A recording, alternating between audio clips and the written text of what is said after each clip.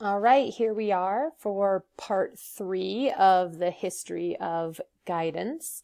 And we're going to jump into talking about Erik Erikson.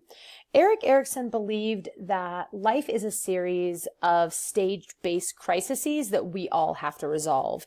And this development occurs as individuals occurs as individuals resolve these conflicts at each stage, birth through death. We're going to just focus on the early childhood stages at this point. But if you're interested in more, you could do your own research about the stages that come after that. So the first stage we'll talk about is trust versus mistrust, and this happens from birth to 18 months. This is where the secure attachments are built for young children, in a time where they can come to believe that the world is a safe and reliable place where their needs are met and validated. So in this stage, it's particularly important to meet the infant's needs so that they come to believe that the world is safe for them and cares about them. Some of the theories that when babies are hungry, they should cry it out because they need to be on a schedule and they have to teach them to be on a schedule actually conflicts with this theory. This theory tells us that when a baby cries and has a need, it is our job as adults to do the best we can to meet that need so that they believe that the world is a safe place. Now, the good news is humans are very malleable and very flexible. So maybe you can't meet a baby's needs 100% of the time. That's okay. In all of these areas that Erik Erikson talks about, we're not looking for perfection. You're looking for more often than not. You're looking for 3/4 of the time these situations allow babies to feel like their needs are met. So if every once in a while a baby's need can't be met in the moment because there's something else, that's okay. That builds resiliency. But more often than not, when a baby has a need, we should be doing everything in our power to meet that need so that they believe that the world is a safe place. Now, at 18 months through 3 years, we move into the autonomy versus shame and doubt. This is where children master these physical independence tasks: walking, talking, eating, using the bathroom. And this is a place where the developing child really needs to feel that they are supported in their efforts, that they are allowed to try these things on a schedule that works for them, and they are supported when they are unsuccessful in trying to overcome that. If shame occurs during this process, it creates self-doubt. And shame doesn't have to be intentional. We think of shame as going, you did a bad job, or you could have been better, but it could just be a child sensing your disappointment. So one of the areas that can be really influenced by this is children learning to use the toilet. This is a phase where most children learn to do that. And in American society, we often have a lot of beliefs of the age at which a child should learn to use the toilet. And if they're not learning it by 2.5 years old, then they're behind and it's the caregiver's fault. When we do that, we may set some children up to try to learn to use the toilet before they are ready. And by continuing to push the use the toilet when they're not ready, we could be pushing them to feel shame and doubt because they can't do something that we think they should be able to do. So I have an experience with this. My very first year of teaching, way back in 2002, I had a child in my class named Kevin, and he was the youngest in the preschool classroom. This was a classroom of children just under 2.5 to 3.5, and he was the youngest, and all the other children had learned to use the toilet. And at this time, I wasn't really well trained in early childhood. I hadn't gotten my master's degree yet. And I was working under a person who'd been teaching for a very long time.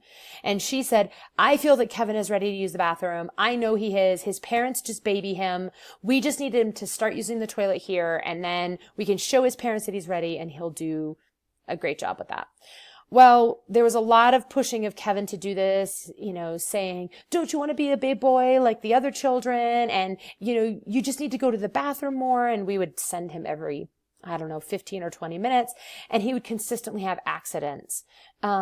it affected his self-esteem, certainly in the classroom, in which he started to act out against other children, refused to use the bathroom. He would cry. He would get very, very stressed out and again, act out against other children, which is something he had never done before. After many talks with the person I was teaching with at the time, because while I didn't know about Eric Erikson, it didn't feel right to me. Many talks with her, I finally convinced her to let's go back and just let him use his pull-ups and see how that goes. And within a few days, his behavior totally changed. He was much more relaxed and comfortable in the classroom. I wouldn't quite call him confident, but he was getting back to confident within a few days. And then about a month later, he took his pull-ups off himself and started using the toilet. So this is an example of autonomy, of the self-independence and how important it is in a child developing in this age. So the next area to talk about is initiative versus guilt, and that happens in the span of 3 to 6 years. And this is where children get super, super social. They really need to belong and have friends. This is where the infamous, "You can't come to my birthday party," happens. As children start to understand what it means to be a friend, they start to play with the idea of rejecting others. If friendship is one thing, then rejection is the opposite of friendship, and they want to play with both of those things to understand what they are. It's why at this stage, some children, in that "you can't come to my birthday party," they are best friends with somebody one second, "you can't come to my birthday party" the next second, and best friends again. They're just really trying to figure out what social roles are. At this time also, they're really sensitive to adult expectations. And if adult expectations are placed on them that they can't meet, they really strongly feel guilty. So this is an age where we really start to encourage children to do what we call product art, where we want them to make a snowman that looks just like the teacher's example, or other crafts of that nature. This can really shut children down. And as much as we might say to a child, "It doesn't have to look like mine," and "whatever yours looks like is good," at this age, they are constantly comparing themselves to others, and they cannot separate themselves from what the teacher has produced. They don't see a difference in age in that way, and they think they should be able to produce what the teacher has produced. When they can't, they start to feel guilty. They may withdraw from those activities. They might refuse to try them, or they might manifest as an overly perfectionist streak in order to try to meet that. So that's what's really important in this stage, to honor the child's need for creativity and more process-driven art, where they get to experience things and not have to compare themselves to adults.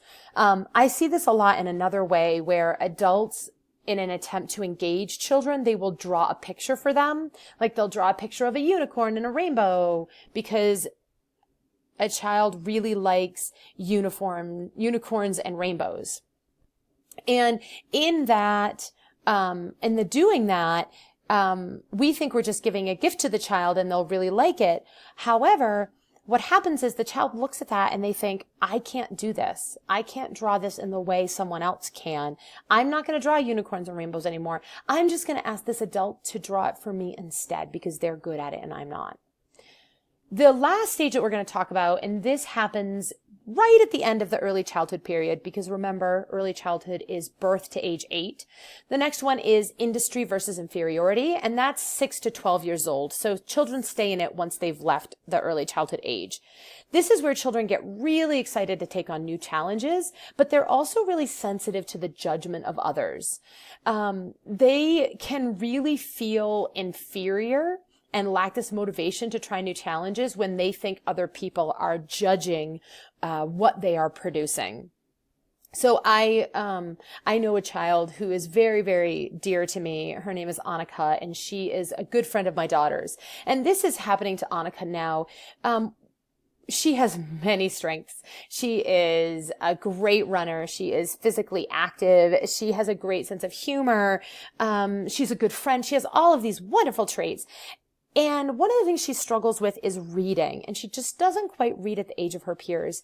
And what I see Annika doing is really just flat out refusing to read because she knows that other people are judgmental of that ability of hers, and she doesn't want to be judged on that stage because she doesn't feel good at it. So this is a place where it's really important to support children in their struggles and refrain from judgment of them being able to meet your expectations. We're going to talk a little bit about constructivism, and constructivists believe that learning is an active process where learners construct knowledge through their experiences and the environment, and that knowledge always builds on all previous knowledge. We talked about the behaviorists before, B.F. Skinner and John Watson. If behaviorism is on one end of the spectrum, constructivism is on the other end of the spectrum. So our preeminent constructivist, our first constructivist that we're going to talk about is Jean Piaget. And he brought to us 4 stages of development. There are many people who have come after him, and they are known as the neo-Piagetians, meaning new Piaget style development specialists. So he identified 4 stages of development. The first being sensory motor, and that's from birth to age 2. And the idea that the child develops schema, which are units of knowledge, through interactions with the environment. And this is often done in sensory ways. And we all see this in the children we know. Babies put things in their mouths and they touch them and they fondle them. They really need to experience what these things are like. And they put these in little compartments of knowledge in their brain from birth to 2. Then ages 2 to 7 is the pre-operational period. And this is where children take what they've learned in the sensory motor period and they build on it. So they build new and more complicated schema and they redefine things. Children in this age, they focus on what is perceived.